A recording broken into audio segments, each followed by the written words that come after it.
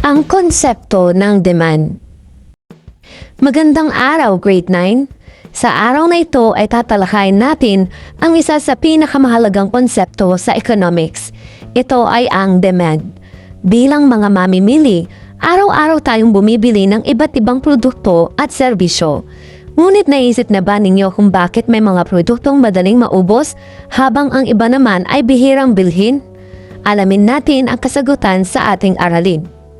Sa pagtatapos ng araling ito, inaasahan na inyong maipapaliwanag ang konsepto ng demand. Matutukoy ang mga salik na nakakaapekto rito, may ipaliliwanag ang ugnayan ng presyo at demand, at may lalapat ang konsepto ng demand sa mga sitwasyong nararanasan sa pang-araw-araw na buhay. Bago tayo magsimula sa ating bagong aralin, magkakaroon muna tayo ng isang maikling gawain na tinatawag na number decoding. Layunin nitong balikan ang ilan sa mga konseptong may kaugnayan sa economics at ihanda ang inyong pag-iisip para sa ating talakayan. Sa itaas ng slide ay makikita ninyo ang code na kung saan ang bawat numero ay may katumbas na letra. Halimbawa, ang 1 ay katumbas ng A, ang 2 ay B, ang 3 ay C, hanggang sa 26 na katumbas ang letrang Z. Basahin ang bawat paglalarawan, pagkatapos gamitin ang mga numerong nasa code upang mabuo ang tamang salita. Isulat ang inyong sagot sa inilaan na patlang. Halimbawa, kung ang code ay 4, 5, 13, 1, 14, 4, hanapin lamang natin ang katumbas na letra ng bawat numero hanggang mabuo ang tamang salita. Mayroon kayong 5 minuto upang sagutan ang 5 bilang. Pagkatapos ng itinakdang oras, sabay-sabay natin titignan at tatalakayin ang mga tamang kasagutan. Habang nagsasagot, tandaan na ang bawat salita ay may kaugnayan sa ating aralin tungkol sa demand at iba pang konsepto sa economics. Kaya basahin ang mabuti ang paglalarawan bago i-decode ang mga numero. Handa na ba ang lahat? Kung handa na, maaari na kayong magsimula. Good luck! Isipin ninyo na mayroon kayong 150 pesos at dalawa ang nais mong bilhin, ngunit isa lamang ang kaya ng inyong budget. Ano ang pipiliin ninyo at bakit iyon ang inyong napili? Sa simpleng sitwasyong ito, makikita natin ang ating kakayahang bumili at ang ating kagustuhan ay nakakaapekto sa ating desisyon bilang mamimili. Ito ang magiging daan upang maunawaan natin ang konsepto ng demand. Ano nga ba ang demand? Ang demand ay tumutukoy sa dami ng mga produkto o serbisyong handa at kayang bilhin ng mga mamimili sa iba't ibang presyo sa isang takdang panahon. May 3 mahalagang konsepto ang demand. Una, ang dami ng produkto o serbisyo. Ikalawa, handa at kayang bilhin. At ang ikatlo ay ang mamimili. Kapag pinagsama ang 3 ito, nabubuo ang konsepto ng demand. Demand sa tunay na buhay. Halimbawa, ang 2 paniderya ay nagbebenta ng tinapay. Kung mura ang presyo ng tinapay, mas maraming tao ang bibili. Ngunit kapag tumaas ang presyo, may ilan na lamang ang maghahanap ng iba pang alternatibo o kaya ay bibili ng mas kaunti. Ipinakikita nito na ang presyo ay may malaking impluwensya sa dami ng demand. Ngayong alam na natin ang kahulugan ng demand, may isa pang konseptong madalas na nagpapalit dito, ang quantity demanded. Bagamat magkaugnay ang dalawang ito, magkaiba ang kanilang kahulugan. Ang demand ay tumutukoy sa pangkalatang kagustuhan, samantalang ang quantity demanded ay tumutukoy sa tiyak na dami ng bibilhin sa isang presyo. Tingnan natin ang pagkakaiba ng dalawa. Sa demand, pinag-uusapan natin ang kabuuang kagustuhan ng mga mamimili. Halimbawa, masasabi nating mataas ang demand ng tinapay dahil marami ang nais bumili nito sa iba't ibang presyo. Samantala, sa quantity demanded, tinutukoy natin ang eksaktong dami ng bibilhin sa isang partikular na presyo. Halimbawa, kung ang presyo ng isang loaf ng tinapay ay 25 pesos, maaaring bumili ang isang tao ng 2 loaf. Ang 2 loaf na iyon ay tinatawag na quantity demanded.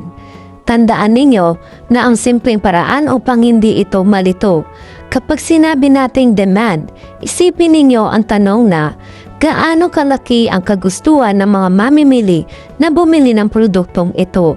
Ngunit kapag sinabi natin quantity demanded, isipin ninyo ang tanong na ito. Ilang piraso ang bibilin sa presyong ito?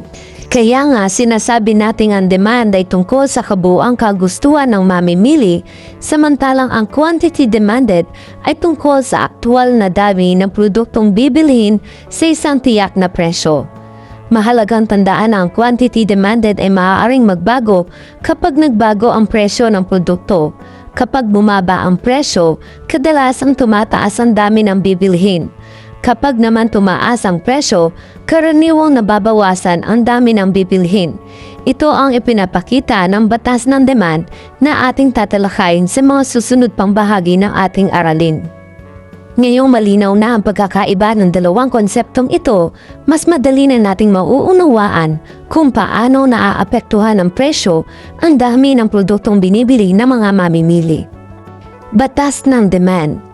Ang batas ng demand ay nagsasaad na kapag tumataas ang presyo ng isang produkto, bumababa ang demand nito. At kapag bumababa ang presyo, tumataas naman ang demand. Tinatawag itong inverse o dituwirang relasyon ng presyo at demand. Graph ng demand. Ang ugnayan nito ay makikita sa demand curve. Mapapansin natin na pababa ang direksyon ng kurba o downward sloping. Habang tumataas ang presyo, lumiliit ang dami ng gustong bumibili. Habang bumababa naman ang presyo, mas maraming mamimili ang nais bumili. Mga salik na nakakaapekto sa demand. Hindi lamang presyo ang nakakaapekto sa demand. Mayroon pang ibang salik tulad ng kita ng mamimili, panlasa o kagustuhan, bilang ng mamimili, presyo ng kaugnay na produkto at inaasahan sa presyo sa hinaharap. Ang mga salik na ito ay maaaring magpataas o magpababa ng demand kahit hindi nagbabago ang presyo. Halimbawa, kapag tumaas ang kita ng isang tao, maaari siyang bumili ng mas maraming produkto. Kapag naging uso ang isang produkto, mas marami rin ang gustong bumili nito. At kapag paparating naman ang pagtaas ng presyo, mas marami ang mamimiling bumibili ng mas maaga upang makatipid. Ngayon naman, mayroon akong ibibigay na activity sheets kung saan suriin natin ang ilang sitwasyon. Basahin ang bawat halimbawa at tukuyin kung anong salik ng demand ang ipinapakita. Ipaliwanag din kung bakit iyon ang iyong naging sagot. Sa ganitong paraan ay mas mailalapat natin ang konseptong ating natutuhan. Bilang paglalapat ng ating aralin, magkakaroon tayo ng bread market day. Bawat pangkat ay gagawa ng sariling tinapay, magtatakda kayo ng presyo, at pagkatapos ay bebenta ninyo ito sa loob ng paaralan. Sa gawaing ito, mapagmamasdan ninyo kung paano naaapektuhan ng presyo ang dami ng mamimili. Ito ay isang aktwal na aplikasyon ng konsepto ng demand. Bago tayo matapos, sagutin natin ang exit ticket. Isulat ang inyong sagot sa isang papel. Sagutin ang mga tanong tungkol sa kahulugan ng demand, epekto ng presyo, mga salik na nakakaapekto rito at ang inyong natutuhan sa aralin. Mahalagang tandaan, bilang pagbubuod, ang demand ay tumutukoy sa dami ng produkto o serbisyong handa at kayang bilhin ng mamimili. Kapag tumataas ang presyo, bumababa ang demand. Kapag bumababa ang presyo, tumataas ang demand.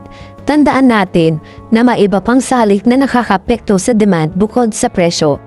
Ang wastong pag-unawa sa demand ay makatutulong sa atin upang maging matalinong mamimili at gumawa ng mas mabubuting desisyon sa pang-araw-araw na buhay.